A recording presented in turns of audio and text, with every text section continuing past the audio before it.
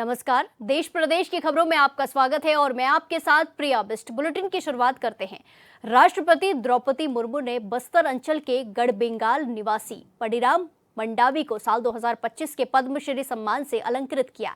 ये सम्मान उन्हें जनजाति वाद्य यंत्र निर्माण और काष्ठ शिल्पकला के क्षेत्र में उनके अद्भुत और उल्लेखनीय योगदान के लिए प्रदान किया गया, जिसको लेकर मुख्यमंत्री विष्णुदेव साय ने मंडावी को बधाई देते हुए कहा कि यह सम्मान छत्तीसगढ़ की जनजाति प्रतिभा और संस्कृति समृद्धि का गौरवपूर्ण प्रतीक है। उन्होंने कहा कि मंडावी जैसे कलाकारों ने अपनी साधना से यह सिद्ध किया है कि हमारी मिट्टी की कला विश्व पटल पर छा सकती है।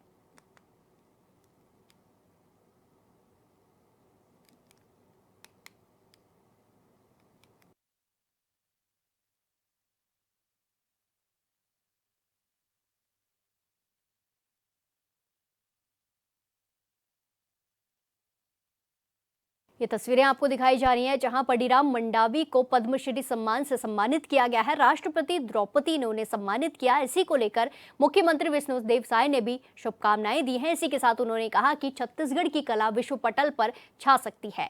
रायपुर से आपको खबर बता रहे हैं जहां पडिराम मंडावी को पद्मश्री सम्मान से सम्मानित किया गया है।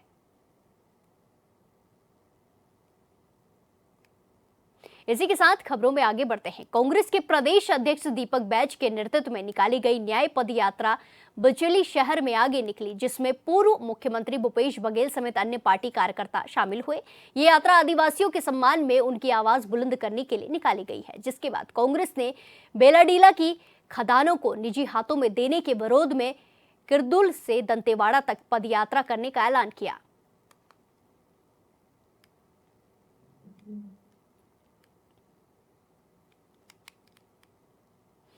रायपुर में पत्रकारों के साथ मारपीट करने और धमकी देने का मामला सामने आया है, जिसको लेकर वरिष्ठ अधिकारियों ने आरोपियों को जल्द गिरफ्तार करने के निर्देश दिए हैं। जिसके बाद पुलिस टीम ने जांच पड़ताल करते हुए मामले में 4 आरोपियों को गिरफ्तार भी कर लिया, जिनके कब्जे से पिस्टल और जिंदा कारतूस बरामद किया गया है।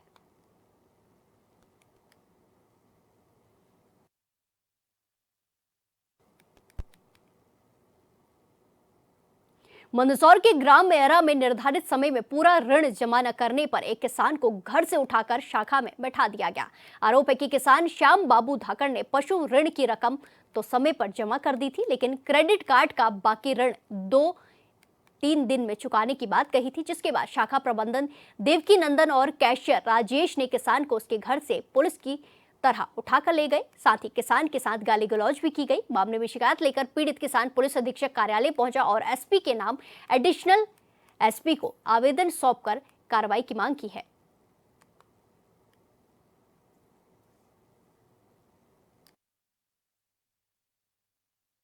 बैंक में गया था, देवकी नंदन निमा को बुलाया मेरे को कि ये 50,000 जमा करा रहा, तो ये सोसाइटी कौन जमा करेगा। मैं सोसाइटी में 5 तारीख दिन जमा करवा दूंगा कि ये पैसे जब जमा नहीं करा है तो ये 50,000 नहीं मिलेंगे।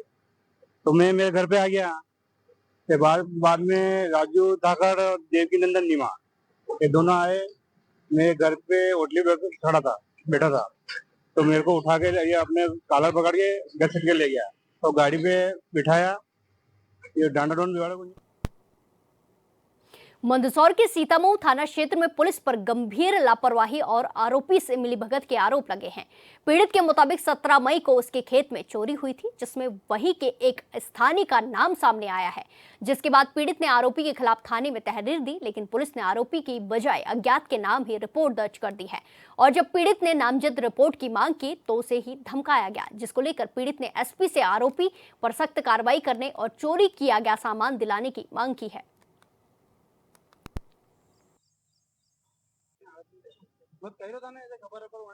मामला यह है कि मैंने मेरे खेत की बाउंड्री कर रखी थी, तो बाउंड्री मतलब करीब करीब 500 फीट की बाउंड्री किसी चोर द्वारा, मतलब जैसे मेरे पड़ोसी ने मेरे को धमकियां दे रखी थी कि तू बाउंड्री वाल लगा तो रहा है, बाकी मैं उखाड़ के ले जाऊंगा इसको।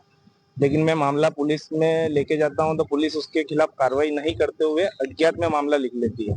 लेकिन मेरी मांग ये है कि उसको ज्ञात करवा के उस मामले को तो मेरा आपको मालूम है कि चोर कौन है? चोर मालूम है ना, मेरा पड़ोसी, उसने मेरे को धमकियां दी 5 दिन से। नाम है? नाम है परमानंद पिता रतन लाल गायरी। कहाँ रहता है? सीतामऊ मेरी खेत के समक्ष ही उसका खेत है। बाउंड्री वाल काहे की बनी हुई? बाउंड्री वाल पूरी लोहे की और गार्डर पूरी मजबूत करवा रखी थी मैंने। वो सभी लेके गए? सब लेके गया वो। थाने में आवेदन दिया आपने? थाने में आवेदन भी दे रखा उसके खिलाफ, लेकिन उसके खिलाफ कोई कार्रवाई नहीं की गई। लेकिन मतलब उसकी लोगों की मिली मगत होगी उसमें। उसमें माल को नदी के पास में थोड़ा सा कुछ माल 10-15% के करीब माल था, वो नदी में फिकवा दिया गया।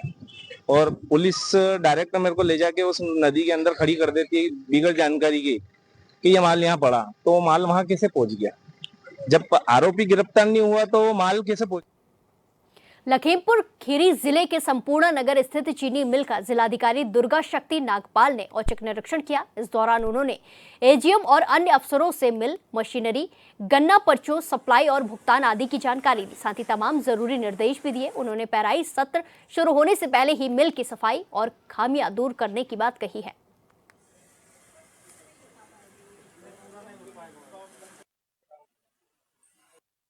सभी जिलाधिकारियों को अपने जनपद में चीनी मिलों का, जो सरकारी चीनी मिल है उनका भ्रमण करना है। इस उद्देश्य से शासन के निर्देश हैं कि समय से गन्ने का सर्वे हो जाए, ताकि जब पेराई का सीजन आए तो हमारी तैयारियां पूर्ण हों। इसके अलावा मिल के अंदर जो मरम्मत होनी चाहिए वो भी समय अंतर्गत पूरी गुणवत्ता के साथ हो जाए। उत्तर प्रदेश के जौनपुर जिले में दर्दनाक घटना सामने आई है, जहां एक युवक की चाकू से गोदकर निर्मम हत्या कर दी गई। मृतक अनुज यादव बी फार्मा का छात्रा है।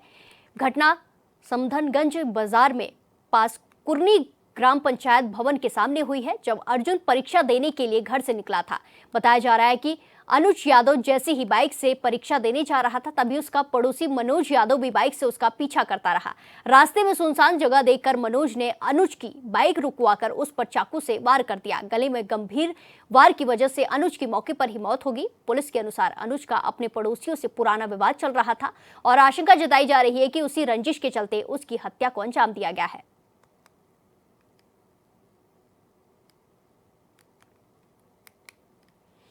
इसी के साथ खबरों में आगे बढ़ते हैं। रामपुर के मलखानम के चौकी मठखेड़ा के क्षेत्र का मामला है, जहां चोरों का आतंक देखने को मिला। एक ही रात में 4 घरों को निशाना बनाया गया, जिसमें 2 घरों से लाखों रुपए के जेवर और नकदी लूट ली गई है। घर वालों के जागने पर वो धमकाते हुए फरार हो गए। ग्रामीणों की शिकायत पर पहुंची पुलिस ने छीनबीन की, मगर चोरों का कुछ पता नहीं चला।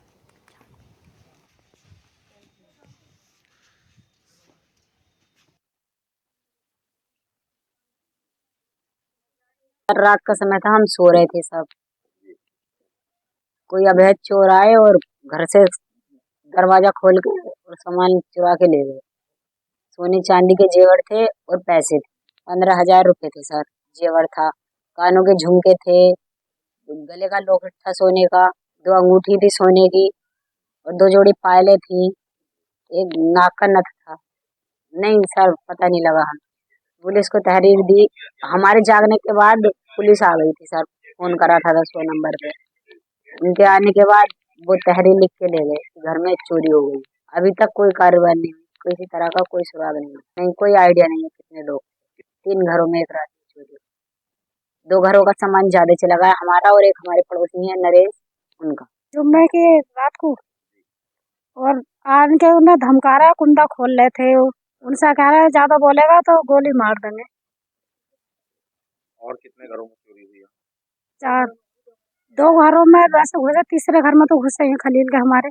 उन्होंने हल्ला काटा सब में, जब लोग इधर को मक्का की तरफ को भाग लिए गोली करके और दीवार को क्या अभी कुछ भी पता न लगा।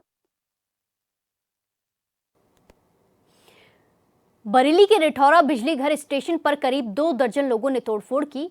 मुडिया अहमदनगर में सप्लाई न पहुंचने पर गुस्साए लोगों ने कहा कि या सप्लाई सब बंद करो या फिर हमारी भी शुरू करो। भीड़ ने बिजली घर में स्टेशन ऑपरेटर को बंधक भी बनाया।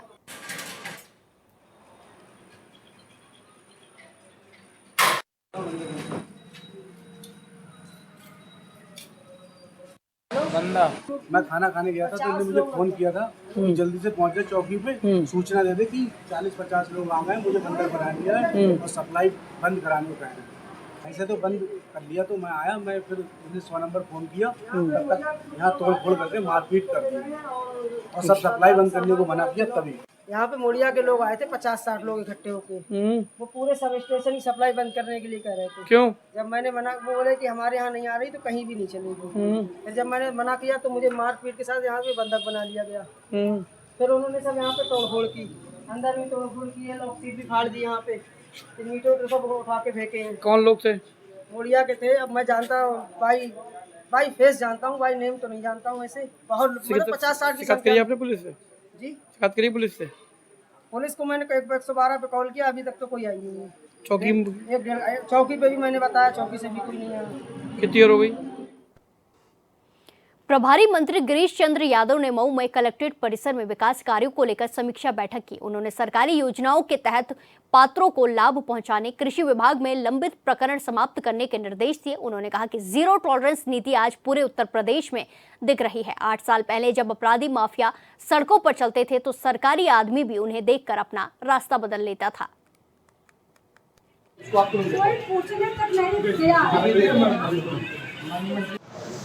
जीरो टॉलरेंस की नीति के कारण आज पूरे उत्तर प्रदेश में दिखाई पड़ रहा है और आज वो जनपद मऊ में भी वो दिखाई पड़ रहा है।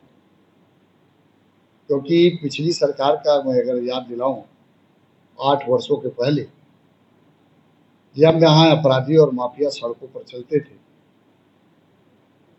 तो अधिकारी ही नहीं बल्कि कोई भी मऊ का जनपदवासी उस रास्ते पर या तो गाड़ी खड़ी कर देता था और या तो गाड़ी बगल करके चला जाता था, बगल कर लेता था। लेकिन उत्तर प्रदेश की जो नीति है जीरो टॉलरेंस, उस कारण से लोगों को, गरीब को, असहाय को, कमजोर को न्याय मिल रहा। माफिया, अपराधी, गुंडे, बवाली ऐसे लोग जो है। प्रधानमंत्री नरेंद्र मोदी 30 मई को कानपुर पहुंचेंगे, जहां वो मेट्रो समेत कई विकास परियोजनाओं को उद्घाटन और शिलान्यास करेंगे। इसको लेकर बीजेपी प्रदेश अध्यक्ष भूपेंद्र सिंह चौधरी ने कहा कि पीएम का दौरा कानपुर और आसपास के जिलों के विकास के लिए मील का पत्थर साबित होगा। हम लोग काले हो रहे हैं। गांव की घटना के बाद ये कार्यक्रम स्थगित हो गया। माननीय प्रधानमंत्री जी का पुनः आगमन हुआ है। कानपुर के लिए, कानपुर क्षेत्र के लिए बड़ी विकास परियोजनाओं का शिलान्यास, लोकार्पण माननीय प्रधानमंत्री जी के द्वारा होगा। पहलगांव की घटना के बाद जिस प्रकार से हमारी सेनाओं ने माननीय प्रधानमंत्री जी के संकल्पों को दोहराया, उसके सम्मान में पार्टी ने लगातार तिरंगा यात्रा के माध्यम से हम लोगों ने अपनी सेनाओं के मान सम्मान में तिरंगा यात्रा के माध्यम से हम लोगों ने कार्यक्रम को आगे बढ़ाया।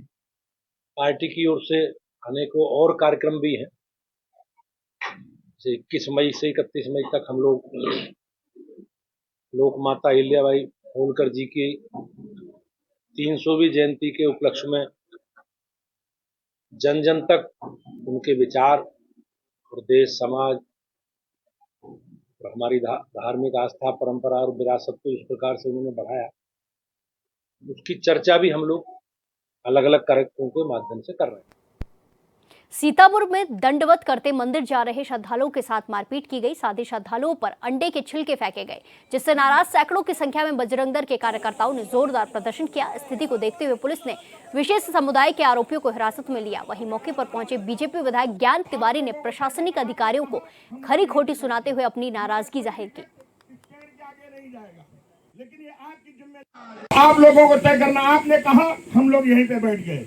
हमारा कोई भी व्यक्ति इस पेड़ के आगे नहीं जाएगा, लेकिन ये आपकी जिम्मेदारी है। आप लेखा जोखा देखिए, सारे अधिकारी लोग हैं, एसडीएम साहब हैं, इसका निस्तारण करिए और कैसे करेंगे वो सब हमको बताइए, यहाँ से लेकर मंदिर तक बिना भेदभाव के साथ। क्यों सीओ साहब गलत नहीं कह रहे हैं? ठीक, हमारी बात से आप लोग सहमत हैं, एसडीएम साहब सहमत हैं, तो आप लोग चिन्हित कर लीजिए, हम लोग यहीं पे बैठे। यहाँ पे हमारे श्रद्धालु जो दंडवत यात्रा माता जी की यात्रा करने जा रहे थे, वहाँ पे उपद्रवियों ने, जो गैर हिंदू लोगों ने उन पे बर्ताव किया है, उन पे अत्याचार किया है, जब तक उन पे कठोर कार्रवाई नहीं हो जाएगी तब तक हम संगठन वाले यहाँ बैठेंगे। लेकिन जो श्रद्धालु हैं उनसे मेरा निवेदन है कि दर्शन करें माता जी। संभल की मेंथा फैक्ट्रियों में भीषण अग्निकांड के बाद प्रशासन ने कड़ा रुख अपना लिया है। अब घनी आबादी के बीच संचालित मेंथा फैक्ट्रियों को आबादी से बाहर शिफ्ट किया जाएगा। आपको बता दें कि संभल में बिना फायर सेफ्टी एनओसी के कई मेंथा फैक्ट्रियां संचालित हो रही हैं, जिन पर प्रशासन ने अपना शिकंजा कसना शुरू कर दिया है।